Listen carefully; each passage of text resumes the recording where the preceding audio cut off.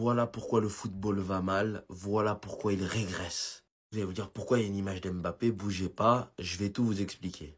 Relefo nous informe que, selon les statistiques des préparateurs physiques du Real Madrid, Mbappé n'a couru que 8 km lors du Classico. Malgré la vitesse et les exigences, il a été le joueur du Real Madrid qui a couru le moins. Tous les autres joueurs dépassent facilement les 10 et certains vont jusqu'à 12, 13 km, ce qui fait 5 km de plus. Vous le savez, je suis vraiment pas tendre avec Kylian Mbappé. Par contre, qu'est-ce que j'en ai à faire qui court 8, 12, 15 km? C'est pas grâce à ça que je vais juger son match. C'est pas parce qu'il a couru 15 km qu'il a fait un bon match. C'est là où la limite des statistiques s'arrête. C'est qu'un joueur qui court 15 km, il fait pas forcément un meilleur match qu'un joueur qui court 5 km pendant un match. Kylian Mbappé, je lui demande pas de courir 12 km. Je lui demande d'être un bon attaquant. Je lui demande de marquer des buts, d'être décisif. Et je lui demande de me donner du plaisir quand je le regarde. Je lui demande pas de faire 8 retours défensifs de 50 mètres pendant le match pour récupérer le ballon à Rafinha. Un attaquant, c'est fait pour attaquer. Kylian Mbappé, on ne l'achète pas, on ne le fait pas jouer pour ses qualités défensives. C'est pas la seule cause, mais pour moi, c'en est une principale. Pourquoi le football, en tout cas selon moi, perd un peu de sa saveur. C'est ça, l'abondance de statistiques, l'abondance de caractéristiques physiques et athlétiques dans le football. Grand nombre des joueurs les plus élégants et les plus exceptionnels qu'on a pu voir dans le football, ils couraient pas 10 km par match. Alors oui, c'était une autre époque, fallait moins courir qu'avant. En tout cas, moi, je vais jamais juger un attaquant sur ses qualités défensives. Ça, c'est un plus selon moi. Parce que ce que je demande à un attaquant principalement, je caricature, hein, c'est fait exprès, j'élargis, mais c'est d'attaquer. Alors oui, il doit défendre. Je dis pas qu'il doit rester collé au gardien pendant 90 minutes et bien se placer pour le hors-jeu. Il doit quand même défendre. Mais c'est pas sur ça que je vais juger son match. C'est sur ses capacités offensives. C'est un attaquant.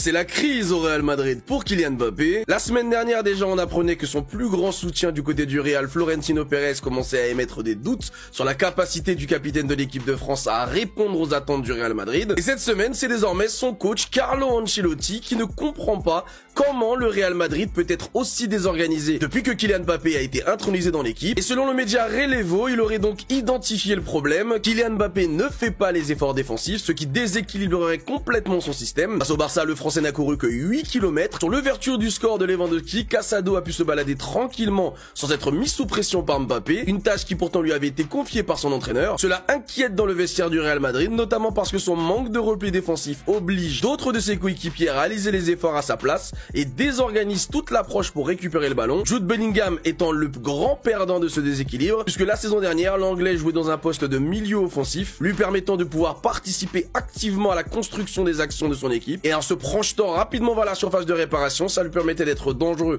et de réaliser beaucoup de buts, tout en étant l'un des premiers joueurs à participer au pressing, aux récupérations du ballon et aux efforts défensifs de son équipe. Une liberté totale qui permettait à l'Anglais d'exprimer tout son potentiel et tout son talent sur le terrain. Aujourd'hui, l'ancien joueur du Borussia Dortmund est cantonné dans un rôle défensif et n'a quasiment pas le droit de monter, puisque s'il le faisait, cela créerait des brèches beaucoup trop importantes dans la défense du Real, ce qui évidemment frustre complètement le joueur qui a fini 3e du dernier Ballon d'Or. Mais il ne serait pas le seul à se plaindre du manque de repli défensif de Kylian Mbappé dans le vestiaire. D'autres joueurs du Real Madrid ne comprennent pas cette espèce d'immunité qu'il y a autour de Kylian Mbappé au vu de ses prestations sur le terrain. Ils ont cette impression que Kylian Mbappé n'est absolument pas intéressé par les efforts défensifs et ne se contenterait de jouer uniquement qu'à partir du moment où le ballon dépasse la ligne médiane. J'ai envie de vous dire, s'il a fallu tout ça à Carlo Ancelotti au Real Madrid pour se rendre compte de qui était vraiment Kylian Mbappé, je pense que ça nous indique clairement qu'ils n'ont jamais vu un match de Kylian Mbappé lorsqu'il évoluait sous le maillot du Paris Saint-Germain. Et pour les supporters, c'était encore plus simple, il suffisait simplement de regarder l'une de mes vidéos sur lui. Sauf qu'en fait, mes vidéos, vous les avez vues, mais vous avez préféré faire les aveugles et m'expliquer que j'étais un haineux parce que Kylian Mbappé quittait le PSG pour le Real Madrid. Soit disant que je n'ai jamais joué au foot, que je pèse 150 kilos, je passe mon temps à manger des burgers devant la télé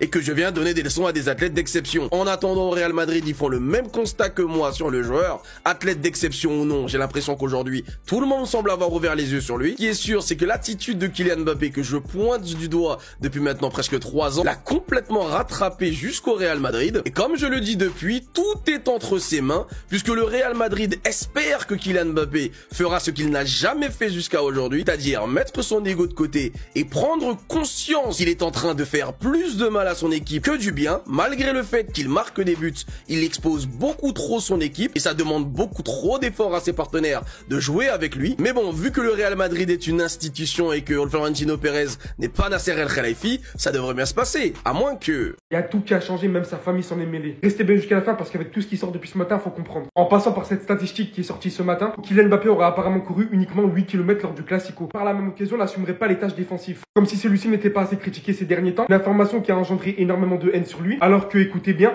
Marca goles. Pero más que presionar. Sí, prefiero que marque goles que Une information qui avait pourtant été assez claire par le tacticien madrilène avant le Classico, où celui-ci disait clairement qu'il attendait de Kylian Mbappé qu'il marque uniquement des buts, et qu'il n'attendait pas qu'il participe au repli défensif. Mais vous l'avez compris, c'est plus facile de sortir une stat comme ça parce que tout le monde sait que tout le monde va lui tomber dessus et que ça va faire des stats. Et chacun va nous faire son développement alors que c'est une consigne qui a été donnée aux joueurs par l'employeur. C'est comme si demain vous travaillez pour un patron, vous ne faites pas ce que vous le souhaitez. Vous écoutez les consignes et les consignes viennent du boss. Et autant j'ai critiqué Kylian ces derniers temps et par la même occasion Carlo Ancelotti. Mais si j'ai un joueur comme Kylian Mbappé qui peut clairement manger la zone, bouffer les défenseurs adverses sur la profondeur, alors que j'ai 10 joueurs derrière qui ont pratiquement tous le même rôle, qui peuvent tous derrière effectuer des replis défensifs de fou, à aucun moment donné je me permettrais de le bouger et lui dire de venir défendre, alors qu'à tout moment il peut recevoir et se faire projeter par l'un de ses coéquipiers. Mais bon, vu qu'apparemment on a des experts qui savent mieux que Carlo Ancelotti comment gérer Kylian Mbappé, et surtout qui on dirait participent dans les discussions entre les deux, à un moment donné il faut comprendre certaines choses. Il y a en effet par contre lors des dernières sessions d'entraînement, le travail défensif qui a été accentué au Real Madrid, le travail a été beaucoup plus actif, beaucoup plus intense, et Carlo Ancelotti et son fils David Ancelotti n'ont pas hésité à plus crier que d'habitude. Mais en aucun cas ça concerne Kylian Mbappé qui lui est clairement demandé de marquer des buts. Espérant vraiment que ces dernières sessions ont servi d'électrochoc à l'équipe, ces derniers ont récemment décidé d'organiser un repas collectif, histoire de se sentir unis, groupés et prêts pour la suite. On espère vraiment les gars voir des matchs différents de ceux qui ont précédé. Ancelotti a remarqué une baisse de performance par rapport à la saison dernière. L'une des raisons est que Kylian n'assume pas les tâches défensives. Cela provoque un déséquilibre. Au Classico, Mbappé n'a couru que 8 km. Comme vous pouvez le voir, la source se relève. C'est pas fini. De manière plus détaillée, on nous dit que Carlo Ancelotti cherche à comprendre pourquoi le Real ne fonctionne pas bien et a identifié un problème. Kylian Mbappé ne fait pas les efforts défensifs. Sur l'ouverture du score de Lewandowski, Casado a pu se balader tranquillement sans être mis en pression par Kylian. Cela inquiète dans le vestiaire du Real, notamment parce que son manque de repli défensif oblige d'autres coéquipiers à réaliser les efforts à sa place et désorganise toute l'approche pour récupérer le ballon. Jude Bellingham est l'un des plus grands perdants de ces déséquilibres.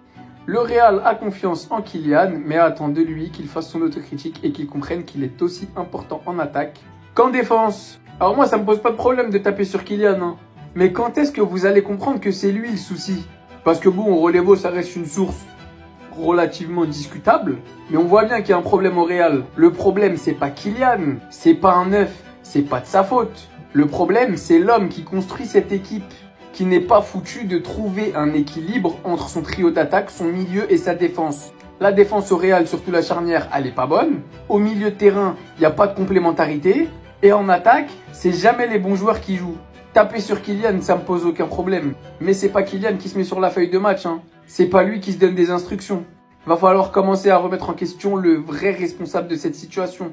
Qu'un neuf ne défende pas, c'est pas censé déséquilibrer une équipe. Soyons clairs, il y a un tas d'équipes où les neufs ne font pas de tâches défensives, ou très peu où ils font semblant, et ça tourne très bien. Le vrai problème se trouve ailleurs. Posez-vous la question, pour moi il est juste en face de vous. J'arrive même pas à comprendre comment ça vous coule pas de source en fait.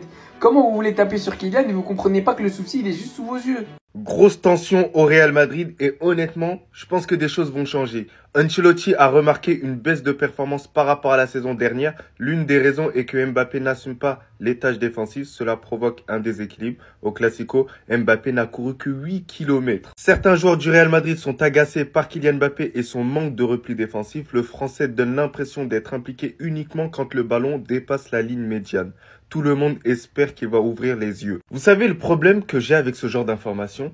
ça sort uniquement lorsque le Real Madrid est en extrême difficulté. Vous savez, quand il y avait des petites indications comme quoi Kylian Mbappé n'était pas assez impliqué et que nous, on critiquait et qu'on disait que Kylian Mbappé, c'est pas une attitude convenable pour un footballeur professionnel qui joue en plus au Real Madrid, ça nous critiquait en commentaire comme quoi on ne connaissait rien au football. Alors moi, je veux parler français. Les seuls et uniques joueurs qui ne doivent pas défendre, c'est des joueurs qui sont tout simplement extraordinaires. Des joueurs comme Lionel Messi, comme Cristiano Ronaldo, c'est uniquement ces joueurs-là. Kylian Mbappé, au même titre que de nombreux joueurs qui sont passés dans le football, il doit s'impliquer défensivement.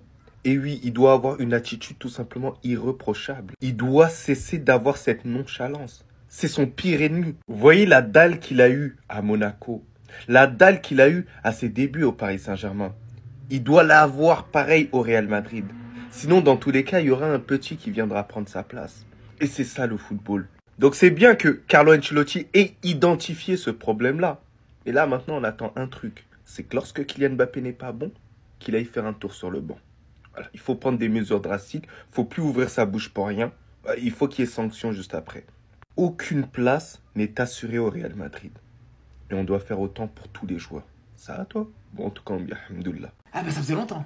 Regardez les gars, même sans jouer, Mbappé il arrive à faire parler de lui les gars. Ça fait 1 semaine et demie que le Real n'a pas joué, ça fait 1 semaine et demie qu'Mbappé n'a pas joué, mais il réussit l'exploit encore de faire parler de lui. Il réussit encore l'exploit de se faire critiquer. Même ses coéquipiers en ont marre de lui les gars. Les joueurs du Real Madrid sont agacés par le manque de repli défensif. Vous dites-vous quand même, le mec, non seulement offensivement il est pas ouf, offensivement franchement il est décevant depuis le début de la saison, mais allez vas-y, on va dire, ok tranquille, il lui faut le temps d'adaptation et tout ça.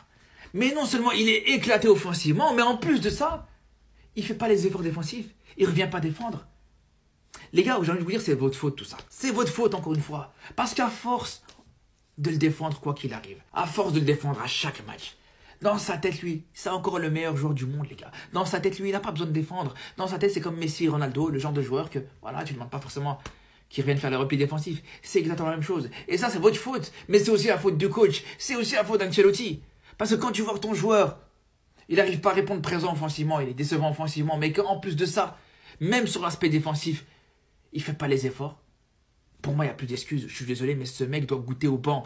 Mbappé doit goûter au banc. Encore une fois, les gars, n'importe quel autre joueur, s'il avait fait ne serait-ce que 5% de ce qu'a fait Mbappé depuis le début de la saison, ça fait longtemps qu'il aurait pu vu sur un terrain de football, les gars. Faut dire la vérité, ça fait longtemps qu'il aurait pu vu titulaire. Mais non, sérieux? Carlo Ancelotti a ciblé Kylian Mbappé comme problème dans le jeu au Real Madrid. Ah bon? On m'avait pourtant dit que c'était pas lui le problème. Je comprends pas. C'est bizarre. Non, parce que selon les pseudo-analystes, quand on parle, on connaît rien au foot, et qu'on nous, on n'est pas Ancelotti, et qu'Ancelotti c'est mieux que nous, et blablabla, et blablabla, tous les arguments de susboule pour défendre Mbappé. Voilà maintenant. Comme on dit ici au Maroc, Sabah al-Khair Carlo Ancelotti. Il est jamais trop tard pour se réveiller. Et moi, je vous le dis depuis l'année dernière, Kylian Mbappé, il déséquilibre le jeu du Real. Non pas qu'il est mauvais, non pas que c'est pas un bon joueur, mais dans le système, il déséquilibre. Parce que dans le système en pointe ou à 2 pointes, Mbappé, ça va pas mettre ses qualités en avant. Quand on joue avec un joueur, on joue avec ses qualités. Ça, même en district, on le sait. Ça veut dire que tu veux résoudre ce problème. C'est pas une question de ouais, est-ce qu'il a couru 10 km, il a couru 25 km. On s'en fout de ça. La solution, elle est simple. Endrick, Vinicius, Mbappé. Et vous verrez, il n'y aura plus de problème. Carlo Ancelotti, le coach du Real Madrid, a trouvé pourquoi le Real Madrid a un peu de problème là, lors des dernières rencontres. Ancelotti et son staff ont travaillé sur la défense du Real Madrid cette semaine. Il croit que c'est là le problème du côté du Real Madrid depuis le début de saison. C'est la défense, même si l'attaque, les gars, c'est pas non plus exceptionnel avec Mbappé qui manque beaucoup d'occasions. Pour Ancelotti, c'est la défense actuellement le gros point faible du Real Madrid. Et en parlant de cette défense, je ne sais pas si c'est lui qui est coupable, bien sûr, des buts pris cette saison, je ne pense pas. Et Rudiger, demain, gros match contre l'AC Milan, devrait de nouveau commencer titulaire. Pas de repos pour le défenseur allemand. Et bonne nouvelle également concernant Rodrigo, qui avait loupé, souvenez-vous, il y a 10 jours, le Classico contre le Barça. Donc Rodrigo a travaillé des heures supplémentaires en privé pour accélérer son temps de récupération. Il devrait être convoqué pour le match de demain contre l'AC Milan. Après, est-ce qu'il sera titulaire ou pas, ça j'en sais rien. Mais pour être dans le groupe, le joueur brésilien. Et à noter les gars, en face, ça sera bien sûr l'équipe de l'AC Milan. Et à noter que Raphaël Leao pourrait commencer titulaire, lui qui a commencé sur le banc lors des 3 derniers matchs de l'équipe de Milan en championnat. Et on finit avec Carlo Ancelotti qui est en conférence de presse avant le match, bien sûr, contre l'AC Milan où il a entraîné bien sûr ce club. Il a parlé du non-ballon d'or de Vini Junior. Vini, le ballon d'or, il va bien, il s'est très bien entraîné cette semaine. En gros, il pense plus du tout à ce non-ballon d'or remporté. Vini Junior, c'était lundi dernier. Ah, Kylian, le Real, c'est pas Paris. Hein. Le Real, c'est pas Paris, frérot. Il te pointe directement du doigt. Ancelotti, il a regardé un peu les matchs, il a un peu visionné tout ça. Il a clairement dit, hein, le problème, c'est Kylian. C'est une dinguerie de dire ça. Le problème, voilà, c'est Kylian. Il fait pas les efforts défensifs. Il fait des très mauvais pressing et tout. Et là, clairement, il est pointé du doigt, les gars. En mode, frérot, c'est soit tu changes, c'est soit tu travailles réellement pour l'équipe, sinon tu sautes. Et les gars, c'est réel. Hein. Real, on te laisse même pas le temps. En mode, le temps que tu viennes. Non, Real, les gars, il n'y a pas le time. Soit tu viens, tu fais le travail, sinon tu vas aller t'asseoir sur le banc, frérot. Le petit Hendrik là, voilà, il a faim, frère. Et les gars, Real, gros, c'est superstar ou pas, meilleur joueur du monde ou pas. Si sur le rinté, tu rends pas ceux qui le recherchent, mon gars, c'est bizarre, hein. Là, clairement, plein de jours, l'on pointe du doigt en mode, frérot, commence à faire les efforts, là. Les gars, c'est trop méchant. Ah ouais, j'aime trop les grands clubs. Hein. Ah ouais, les gars, les très grands clubs, là, ils ont peur de rien. Ils en ont rien à foutre. C'est soit tu fais le vrai boulot, frérot. Sinon, mon gars, tu vas aller chauffer le banc. Et ça sera fini pour toi. Hein. Le Real de Madrid, les gars. C'est dingue.